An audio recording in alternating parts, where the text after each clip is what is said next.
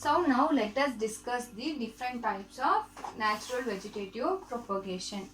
So how the natural vegetative propagation is done by different types of the thing. So natural vegetative propagation by roots. So how these roots will help in the vegetative propagation. So here the birds develop in thick fleshy roots which later put into the soil and then it will develop into a new plant. So now we know by the nature of the roots it is very thick, fleshy as well as tuberous due to the food storage material.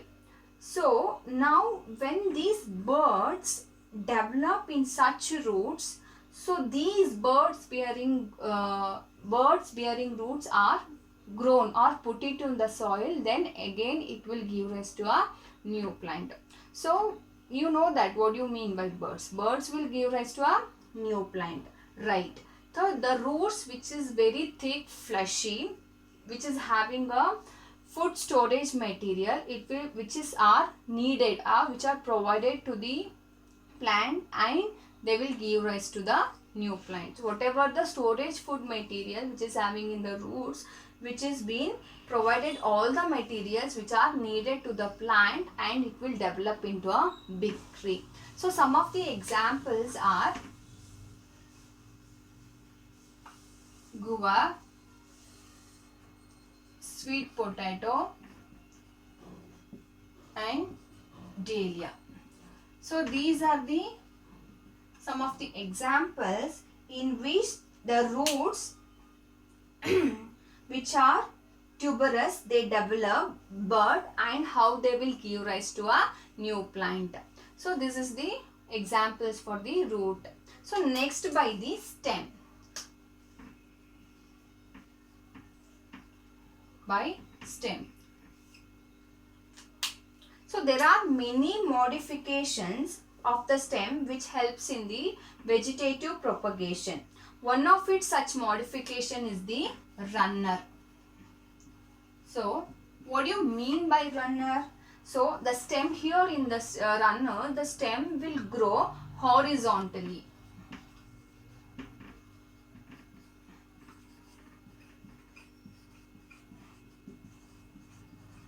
Horizontally.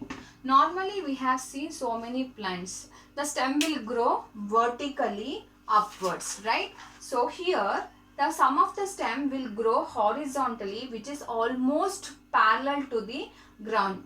However, above the ground the plants can be grown. So in this runner.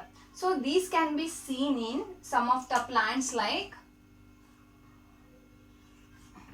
grass, strawberry. So you can see this type of runners you can see in the grass and the strawberry. So for example, if I am taking any plant of the grass or anything,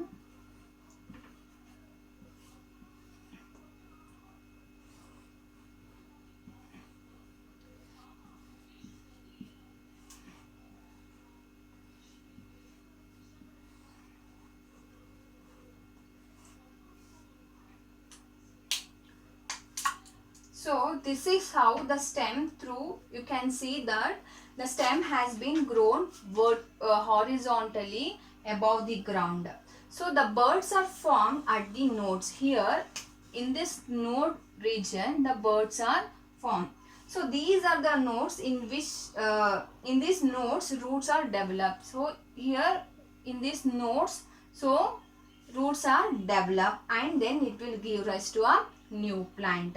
So there are different names as given in the different plants. In example, in strawberry it is name given as a stolon. So it looks like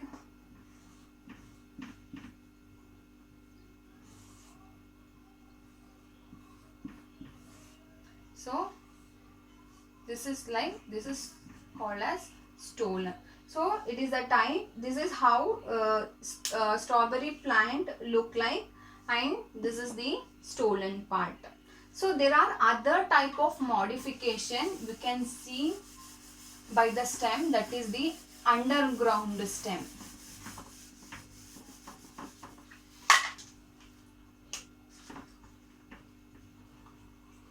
Underground stem. So here these are the some of the stem where it will grown below the ground. So here the stem will grow below the ground. The best example you can see in potato and onion.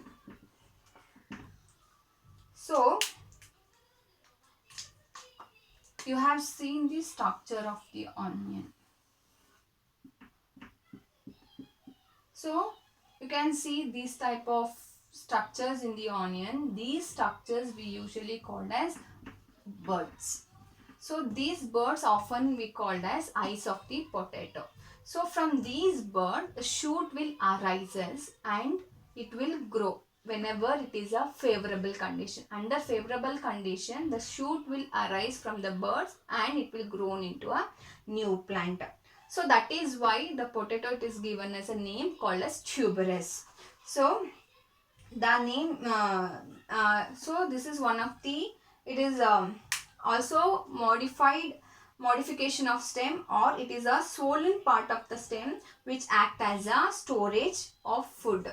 So here the stem which is also a modification. The stem shows the modification and it is also the swollen part of this one. It is also being a swollen part where it will store the food material. You can see in this, it is in a potato. Whereas in onion, what will happen? You have seen the structure of the onion.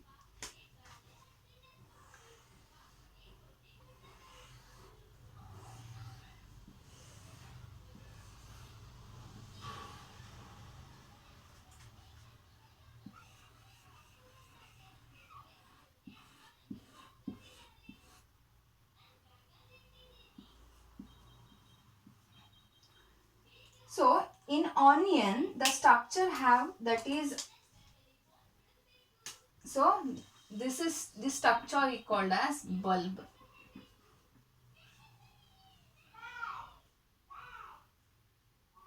Sorry. Sorry.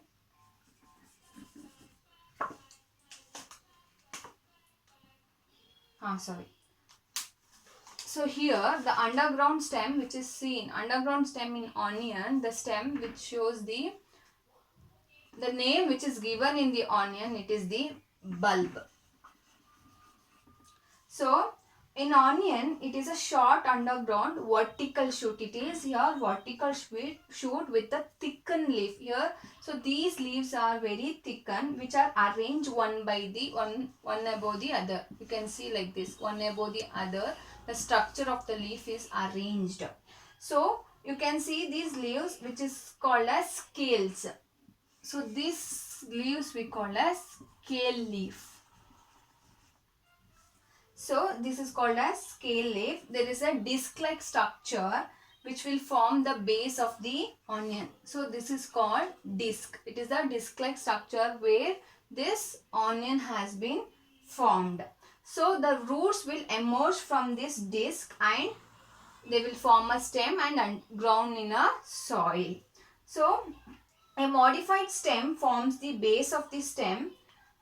This short underground vertical shoot which will give rise to a new plant. So this is by the underground stem. This is how the natural vegetative propagation can be seen in the by the roots, stem and the underground stem. So you can see the live examples of onion. So here this is the birds, where here these birds will give rise to the shoot which will arise from this birds. The shoot has been arise and it is put into the soil and it will, under favorable condition, it will grow into a new bud. So this is in the onion, a potato. You can see as I told. So in onion, so this is the disc part. This is the axillary buds. So these are the layers, leafy layers. So here the shoot system are grown vertically from the base of the disc. So the roots are emerged from the base, and then there is a the modification is done and it is grown into a new plant. So this is how you can see the underground stem modification by the stem. So